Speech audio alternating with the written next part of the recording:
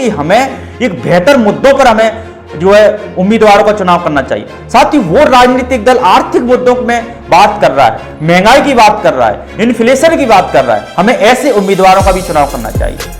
जो राजनीतिक दल कृषि सुधार की बात कर रहा है, किसानों की समस्या को समाधान की बात कर रहा है, क्योंकि जो है भारत की 60% से अधिक आबादी जो गांव में रहती है, किसानों में रहती है, जो किसानों के कौन कौन से मुद्दे हैं, किसान किस प्रकार की एमएसपी की बात कर रहा है, हमें किसानों की समस्या को भी ध्यान में रखना है और इन्फ्लेशन कितना, इसको भी हमें ध्यान रखना है। साथ ही करप्शन, अगर इस देश में करप्शन हो रहा है, भ्रष्टाचार हो रहा है, क्योंकि सरकार है तो सरकार के पास ये राइट है, जो अधिकारी करप्ट लोग हैं उनका ट्रांसफर कर सकती है, उनको लोगों को जो हटा सकती है, तो ये सरकार के पास राइट है, क्योंकि हम जो जिन प्रतिनिधियों को चुनते हैं वही सरकार में आते हैं। तो वो हमें ऐसे उम्मीदवारों, ऐसे सरकार को नहीं चुनना चाहिए जो करप्शन फैलाती है, यानी कि करप्ट करती हैं, घपला स्कैम करती हैं, घोटाले करती हैं। ऐसे मुद्दों पर भी राजनीति में हमें अधिक से अधिक भागीदारी करनी चाहिए हमें, और ऐसे मुद्दों पर अधिक से अधिक वोट करना चाहिए। तो हमें ये देखना चाहिए, क्योंकि भ्रष्टाचार एक ऐसी बीमारी है, एक ऐसा वायरस है, इससे अमीरों को फायदा होता है, इसका सबसे नकारात्मक प्रभाव गरीबों को होता है। बड़े बड़े भ्रष्टाचार से, करप्शन के कारण अमीर लोगों का काम हो जाता है, अधिकारी को पैसा देकर या राजनेताओं को पैसा देकर अपना काम निकाल लेते हैं, गरीब लोग पिसते रहते हैं, उनका काम नहीं होता है। तो भ्रष्टाचार एक गंभीर बीमारी है, और करप्ट ऑफिसरों को, करप्ट राजनेताओं को जो सरकार सपोर्ट करती है, तो हमें ऐसे राजनीतिक दलों या ऐसे लोगों को सरकार में नहीं बिठाना चाहिए। तो हमें करप्शन का मुद्दा भी बहुत इंपॉर्टेंट है, क्योंकि ग्लोबल करप्शन परसेप्शन इंडेक्स में हमारी जो है 180 देशों में 93वीं रैंक है, यानी कि 13वीं रैंक है। तो हम करप्शन में भी शतक मार रहे हैं। तो हमारी करप्शन, यानी कि लोगों में जो अधिकारी हैं, राजनेता हैं, जो परसेप्शन है, करप्शन का जो परसेप्शन है, करप्शन के मामले में हमारी रैंक 13 180 देशों। तो हमें इस मुद्दों को भी ध्यान में रखना है कि कम करप्शन में अभी हम बहुत पीछे हैं, पड़ोसी देशों से बहुत पीछे हैं।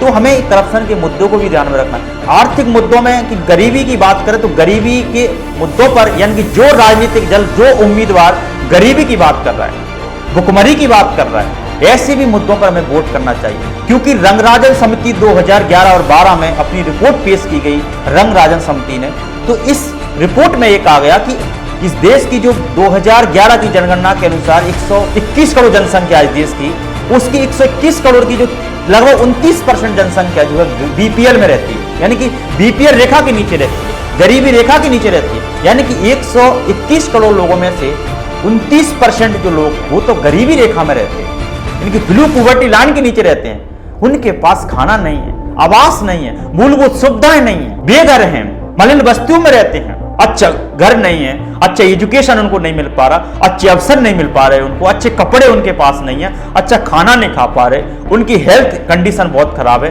हंगर का शिकार है, कुपोषण का शिकार है, भुखमरी का शिकार है, साफ सफाई में नहीं रहते हैं।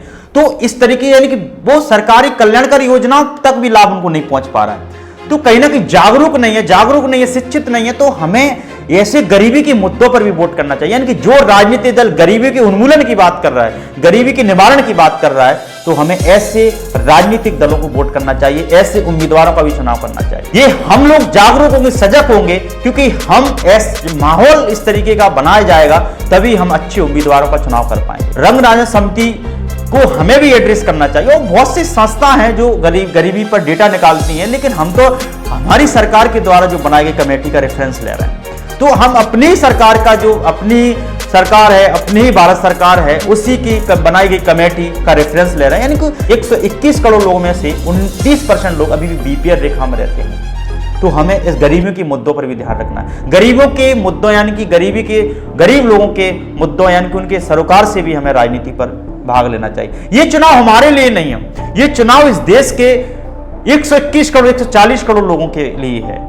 जब हम देश के सभी लोग मिलकर हम बात करते हैं इन मुद्दों पर, तो हम एक बेहतर सरकार का चुनाव करें। बेरोजगारी की अगर बात करें तो बेरोजगारी के मुद्दों पर हमें ये राजनीतिक दलों की मैनिफेस्टो को पढ़ना होगा। राजनीतिक दलों के द्वारा जो उम्मीदवार कैंडिडेट जो खड़े किए गए हैं, हमें उनके मैनिफेस्टो को पढ़ना होगा, उन्हें उनके भाषणों को ध्यान में रखना होगा कि वो उम्मीदवार बेरोजगारी की बात किस तरह कर रहे हैं, अनएम्प्लॉयमेंट की बात क्यों कर रहे हैं। क्योंकि अभी 2024 में ILO इंटरनेशनल लेबर ऑर्गेनाइजेशन है, उसके द्वारा रिपोर्ट जारी की गई 2024 में अनएम्प्लॉयमेंट पर। तो उसमें यह कहा गया कि भारत बढ़ती युवा बेरोजगारी का शिकार है। भारत जो युवा बेरोजगार है वो उससे जूझ रहे हैं। युवा बेरोजगार सबसे ज्यादा बेरोजगारी का शिकार है।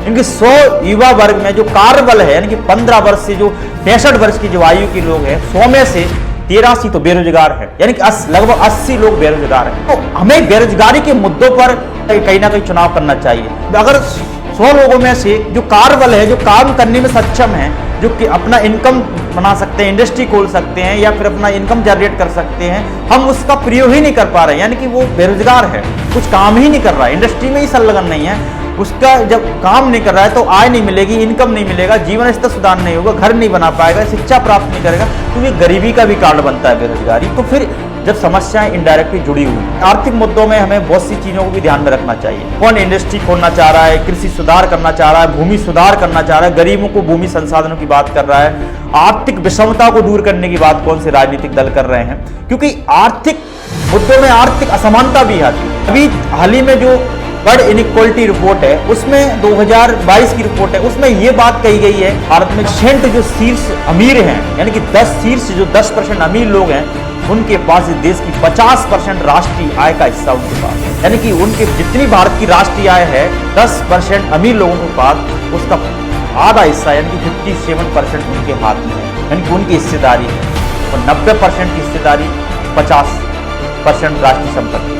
साथ ही फिर जो 1% अमीर लोग हैं भारत के, उन पर जो है राष्ट्रीय आय का 22वां हिस्सा उनके पास है, यानी कि 22% राष्ट्रीय आय उनके हाथ में।